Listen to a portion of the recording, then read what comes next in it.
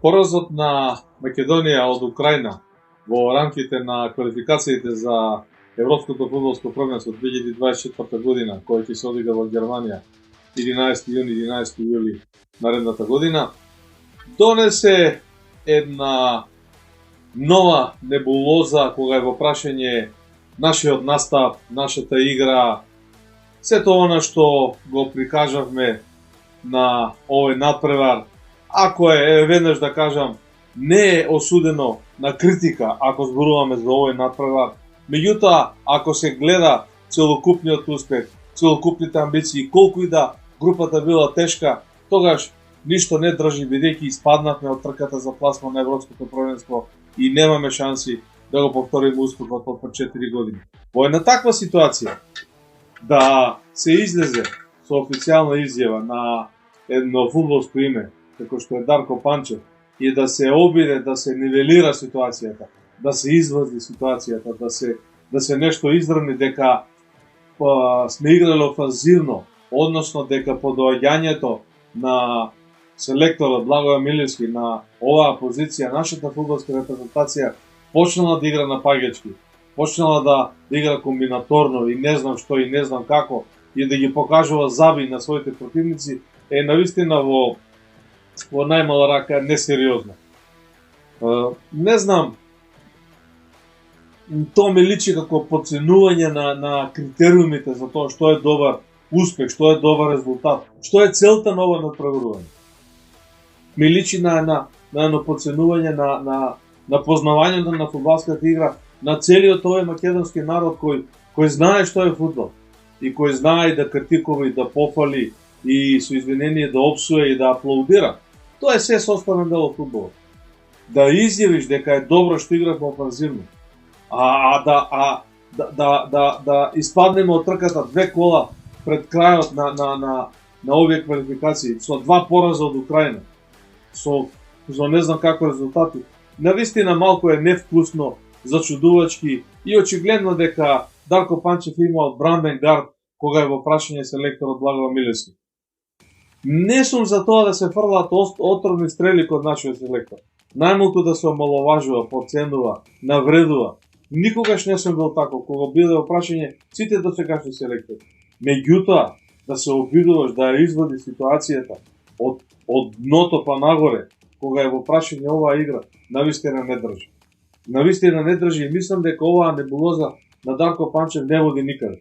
Ова апла бранење на селекторот или дека ајде вака да речеме, ако идејата, ако е основната идеја да се игра офанзивно и ако тоа е успех на тимот, ајде било кој селектор може да им каже на неговите избраници, на неговите фудбалери, денеска играте офанзивно против Бразил и примете 10 гола, ама играте офанзивно.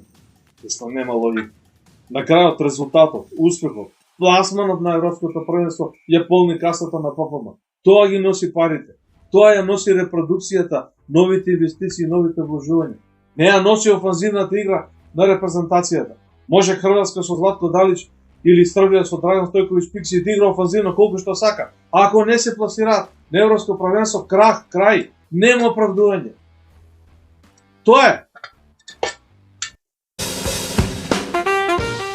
Уштедна работа. Ај сега, што имаме од бранбен гард према селекторот кој очигледно не ги постигнува очекуваните резултати. Дали така ги замислувал или не, он се знае бидејќи никогаш не излегол прецизно, јасно и децидно да каже што Македонија може да очекува од неговото доаѓање. Покрај ова, да кажам, небулоза, Дарко Панчев, фудбалерот на 20 век, прогласен во организација на неделниот спортски магазин Скок и уредник на фудбалската рубрика на Јалче Дургутов, кога го прогласив и Шабан Трстена за спортист на векот. Не е се една мала дигресија, само за кога зборуваме за овие помладите, не е само златната копачка. Покрај ова си зема така една обврска да даде интервју за официјалниот сајт на Фудбалската федерација на Македонија во пресред на јубилејот 30 години од оној прв надпревар одигран во крај во Словенија, каде што тој играше за репрезентацијата, јас како новинар известував, и давајќи ја изјавата за сајтот на владиката, да изјави дека тој е најдобар владика меѓу сите негови претходници владици. Значи, да кажеш дека Муамед Сејдини е најдобар председател на Фудбалскиот сојуз, односно на Фудбалската федерација на Македонија на сите времиња, затоа што Македонија под негово водство, односно во периодот кога тој бил председател, играла на завршницата на едно европско првенство, ево најмала рака несериозно, не аналитички, така паушално, да не речем и глупаво. Фудбалската репрезентација на Македонија отиде на европското првенство да исклучиво благодарејќи на Горан Пандев. Исклучиво, бидејќи Игор Ангеловски Мрме успеа да го врати во репрезентацијата, Горан се врати меѓу соиграчите, направи на хемија, кохезија, го постигна тој златен гол против Грузија таму во баражот како беше и Македонија се пласираше на европското првенство. Заслугите се на играчите, на тој тим кој голем дел од нив сега играат, на селекторот. Заслугите на организацијата, на председателот и на управниот одбор одат во трет, четврти или пет ешелон. А ако ти ги канализираш парите кои ги добиваш од УЕФА, од ФИФА, ги плакаш подготовките, патувањата, чартер летовите, даваш премија на фудбалерите, ама си зимаш премија и сам за себе, бидејќи и управниот одбор се најде заслужен, си подели премија по 20, 30, 50 евра, не се ни сеќа ни релевант, затоа што фудбалерите си избуксува да ги донесат парите и да играат на европското првенство. Сега Муамед Сејдини е најдобар председател во историјата. Мислам, Дарко, извини, ама ова е не држи. Не дека е безсмислено, не сакам да употребувам подруги изрази, бидејќи те почитувам како фудбалер и како личност. Не ми е идејата да омаловажувам, да се правам паметен, да бидам нарцисоиден. Едноставно не држи на сајтот на владиката да кажеш дека владиката е најдобар. No way, nonsense. Во продолжение уште една мала дигресија, што па Горан Пандев сега мисли за овој владиката Муамед Сејдини. И кој го кажал во интервју, кога го гледале милиони гледачи. Ајде, да го чуеме и да го видиме и тоа. Така одамна Горан Пандев гостуваше кај Марио Станич, поранешен фудбалер и репрезентативец на Хрватска, кој има свое ток-шоу, емисија, не знам како да наречам, ирелевантни емитуваат на спорт клуб каналите на Арена, ќе видите таму, не знам каде е точно. Неуспех со праваците, односно успех со праваците со шампионите, гостуваше Горан Пандев, ирелевантно тие што не гледале може да погледнат да видат. Во таа емисија, покрај сето што го кажа за самиот себе, за своите успеси, за своите настапи во Лацио, Интер, во Наполи, за настапите на репрезентацијата, Горан одвои и еден мал дел специјално наменен за првиот човек на нашата фудбалска федерација, каде што недвосмислено, искрено и многу честно, патен без да го навреди господинот Сејдини, нити да го омаловажи, нити да каже дека не знам каков е или некакви навреди да упати кон него, меѓутоа каже дека човекот поима нема од фудбал. И не може со него да разговара за фудбал.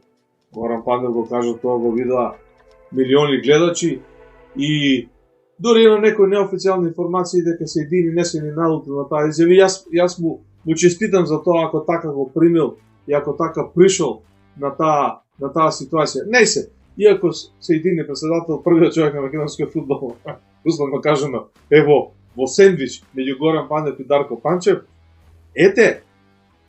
се поставува прашањето, ако Дарко Панчев вели Сејдини е најдобар председател во историјата на Сојузот, на Федерацијата и на македонскиот фудбал, а Горан Пандев вика, човекот ништо не разбира од фудбал, со него не можеш за фудбал да разговараш.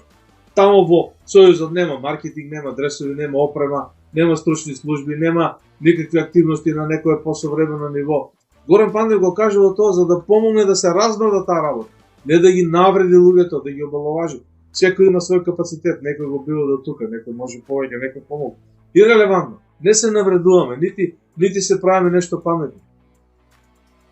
На левата страна, Дарко Панчев, за сајтот на Фудбалската федерација на Македонија, Муамед Сејдини е најдобар председател во историјата на неговото постојање.